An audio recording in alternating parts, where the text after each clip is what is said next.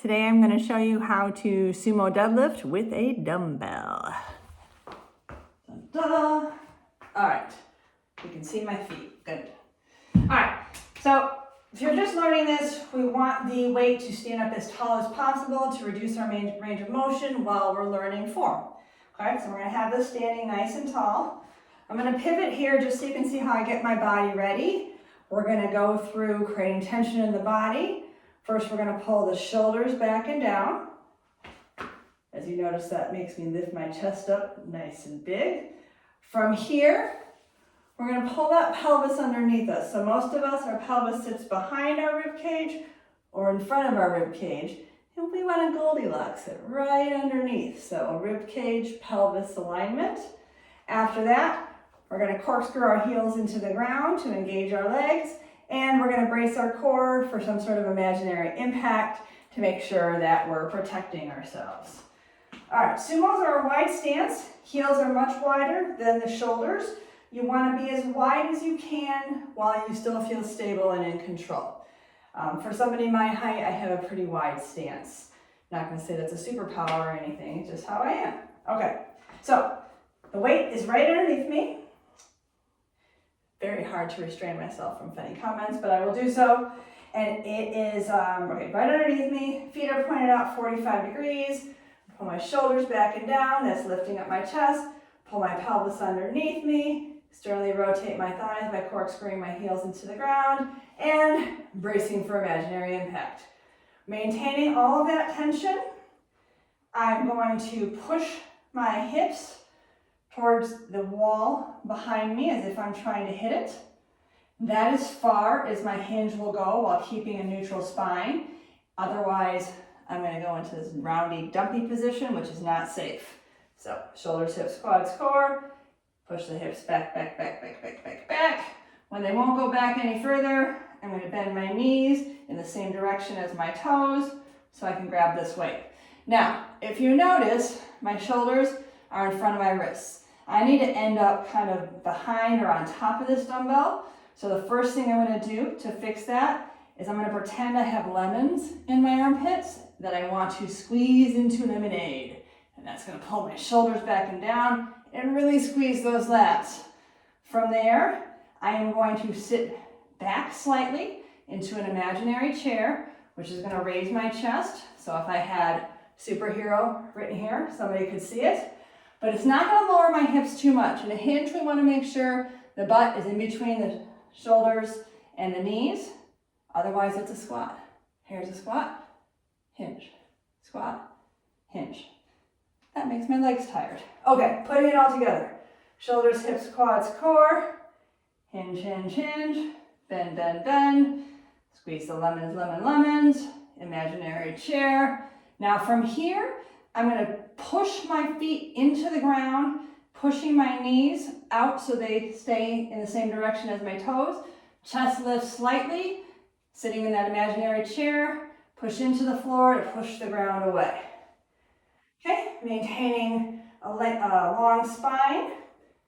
I'm going to push my hips back, back, back, back, back, back, back. Bend, bend, bend, bend, bend. Lemons, lift chest. Push the ground away. Hinge, hinge, hinge, hinge, hinge. Bend the knees. Each time before you lift, you need to make sure you have tension in your body. That's what's going to keep you safe.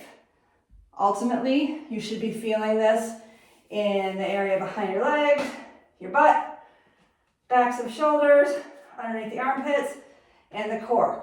You should feel some tension in your low back, but nothing negative. This should be a pain-free move. So if you are getting anything negative, you should reevaluate form and or talk to your coach. Okay, so if you could master this with the heaviest weight you've got, standing up tall, we're going to lower the weight a little bit. Now, this is not a testament of your abilities necessarily, so don't feel bad. If that's your range, that's your range. Own it, lift heavy. Be limitless within what you've got. But if you have a little bit more range, you can lower it onto a yoga block. Form's going to be the same. Shoulders, hips, quads, and core. Hinge, hinge, hinge. Butt's back as far as it'll go. Now to reach this, because it's lower, I'm gonna have more knee bend. But notice my butt is still in between my shoulders and my knees. Squat, hinge, squat, hinge. Okay, I'm gonna grab the caps, I'm gonna squeeze those lemons in my armpits, sit back into that imaginary chair, drive my feet into the floor, push the ground away. Hinge, hinge, hinge, hinge, hinge. Knee bend, knee bend, knee bend. Lemons, chest, sitting back, push the ground away. Hinge, hinge, hinge, hinge, hinge. Knee, knee, knee. Okay, last variation. You're using the heaviest dumbbell you've got it as low as you can manage, still not challenging enough.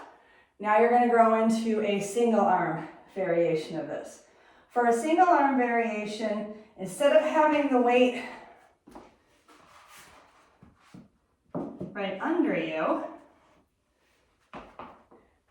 you're gonna shift to the side of it a little bit, whichever side you're doing first. So in this case, I'm gonna show you one from the front, but then we're gonna go to the side. Shoulders, hips, quads, core. Notice my other hand is behind my back. That also actually is nice feedback to make sure your spine is staying neutral and not rounding or super arching. Can't really super arch because of my scoliosis, but you get the drift. Shoulders, hips, quads, and core. Hinge, hinge, hinge, hinge, hinge. Bend. So this time, I've just got one arm. I'm going to squeeze the lemon in my armpit. The other thing is, you can also think about turning the inside of your elbow forward. That's going to squeeze the juice in your lemons as well. Okay, I'm going to sit back in my imaginary chair, let my chest lift up, make sure my knees are pointing in the same directions as my toes. I'm going to drive my heels into the floor, push the ground away. Hinge, hinge, hinge, hinge, hinge. Bend, bend, bend. From the side, I'm just going to leave the dumbbell. No, I'm not. I'm not a perfectionist. I just like things how I like them. All right. Shoulders. Actually, I'm going to do it this way so you can see. Shoulders, hips, quads, core. Hinge, hinge, hinge, hinge, hinge. Bend, bend, bend. Lemon, lemon, lemon. Lift chest up. Sit back into my imaginary chair. Drive my feet into the ground. Push the ground away. Hinge, hinge, hinge, hinge, hinge. Bend, bend, bend. One more time. Lemon, chair, chest, push. Hinge, hinge, hinge, hinge, hinge. And down. So, if you're feeling positive feedback from your posterior chain and your core, you're in a pain-free zone, and you don't have any unwanted rotation and you have a neutral spine, you're in good shape. If you cannot maintain a neutral spine, if your spine curves like this or excessively arches, and or you can't control your rotation, for example, when you do the single arm, because you're loaded only on one side, we want to make sure that the lift doesn't look like this, right? Doesn't lean to one side. And from whatever deadlift you're doing, we want to make sure that the hips stay level, and when you pick it up, we're not doing any of that. Okay, I think that's every single thing I have to tell you about dumbbell deadlifts, sumo style. Thanks.